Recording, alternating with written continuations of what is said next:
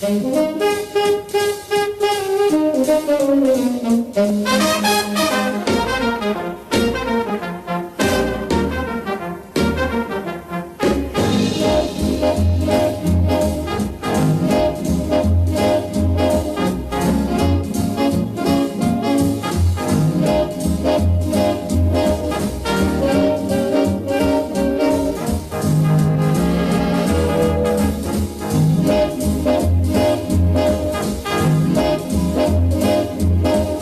name is Gene Adkins. I am with the Commemorative Air Force.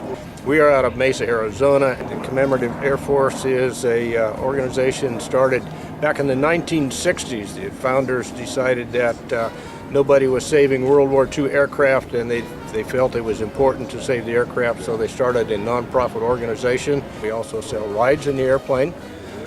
It's a revenue source for the museum in Arizona.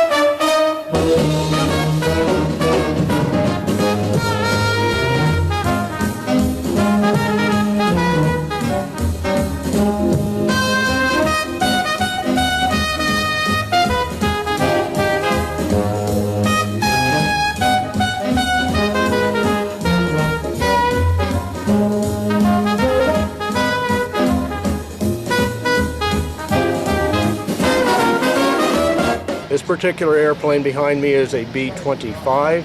B-25's claim to fame is with the Doolittle Raiders. In December of 1941, the Japanese bombed Pearl Harbor. In April of 1942, they put 16 of these on an aircraft carrier. We reached out and touched them back. So the Japanese knew that we could reach out and get them if we wanted to. This particular airplane is a combat veteran. It's the only B-25 combat veteran that is still flying. This aircraft was built in 1944, delivered to the Army Air Corps in June of 1944. 1 month later, it was flying the southern route into Africa. It flew south to Brazil, across the ocean into Africa, up the coast, and ended up in Corsica, flew 15 missions into Italy and Yugoslavia during his war career. Back of the airplane, the tail is painted the right colors with the right numbers on it to make this airplane look like it was when it was in combat.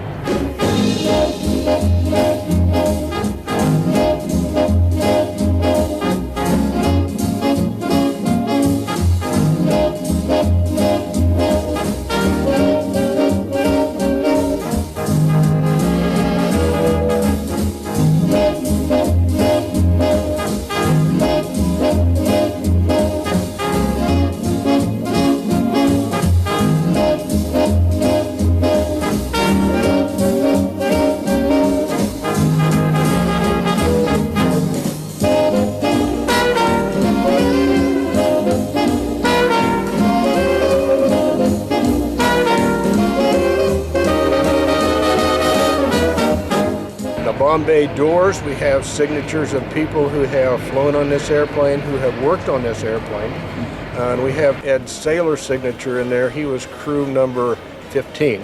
One of the stories I remember Ed Saylor telling about that raid, people would say, oh, you were crew 15, so you had more deck to take off of than the rest of them. He said, no, that did not work. Everybody had to leave at the same point. When we got to that point, the left wheel was about 2 foot from the edge of the deck, and the right wing was about 2 foot from the end of the island.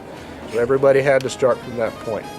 The people in the Navy were very good about adjusting our launching time with the pitch of the airplane, so we had a downhill run to head down the deck, and then the deck would come up and get us up into the air.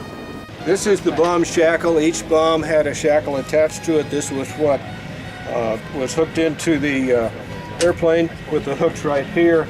The two solenoids were right here, and the solenoids would squeeze these two together. That would release it from the bomb, so the bomb would would leave the airplane. The shackle stayed on the airplane.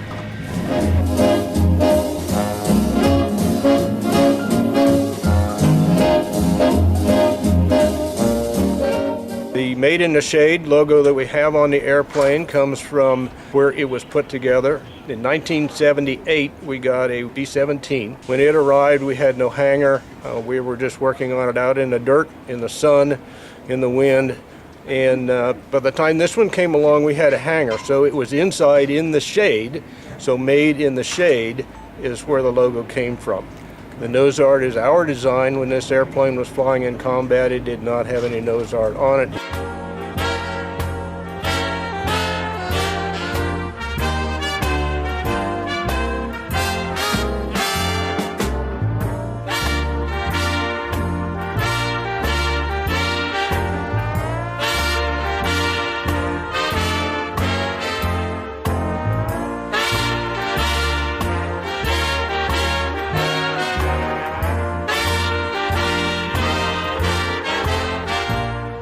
We've had aviation in the family for a long time, so this is just a normal move for me to be associated with the Commemorative Air Force. And it's nothing like hearing the radial engines turning over and going. The crews that we fly with are really nice people to be with. Everybody's very helpful. And, this is what we like doing, so it doesn't get any better than this. Hi, I'm Spike McLean. I'm with the Commemorative Air Force. We fly the airplane during the summer months up through Canada and all the rest of the United States. This is our week to be in Kamloops. My name is Jordan Brown from Terre Haute, Indiana. Started flying when I was 14, sold on my 16th birthday, and I'm 39, so I can't do the quick math. For the love and passion, not just of the aviation, but the military history and keeping telling the story of the military aviators from World War II. And their importance in the war. There's a little over 400,000 on the U.S. side killed in combat, and 220,000 were killed in the air. For a multi-engine airplane, it's pretty much a sports car. The 25 is a very maneuverable, high power to weight ratio, a lot of fun to fly.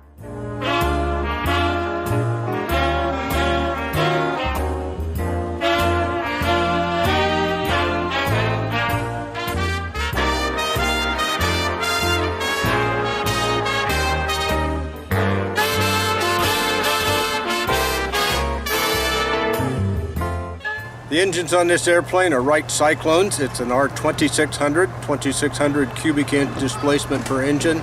Each engine has 1,700 horsepower. The engines consume 75 gallons of fuel per hour during flight and about a half a gallon to 1 gallon of oil per hour during flight.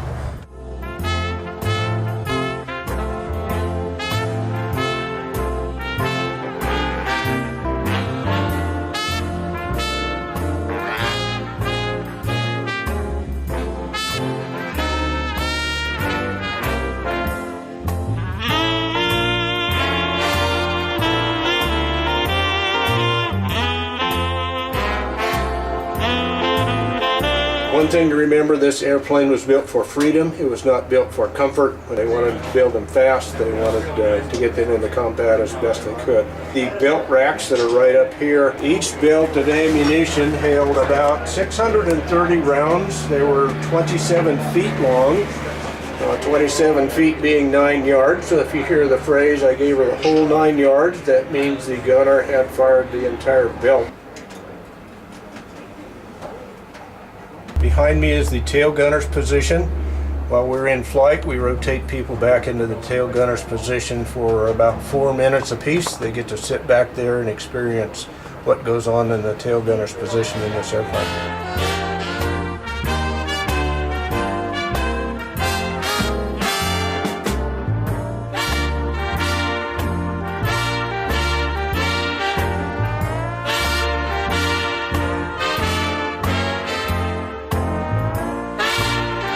Is the navigator bombardier's position. This airplane had a dual-purpose person here. He was both the navigator and the bombardier. One of the guns pointing out of the front of the nose was operated by the bombardier. The short, rigid gun pointing out the front, as well as the 4 cheek guns that are on the side of the airplane, were operated by the pilot. This was a good airplane for strafing in the Pacific. They discovered they could put more guns on the front of the airplane, and it worked a little better. They could use strafing and ground attacks with this airplane. We have a lot of fun. Canadians treat us very well when we're out here. Very friendly people. We get along with them very well. We're treated very well.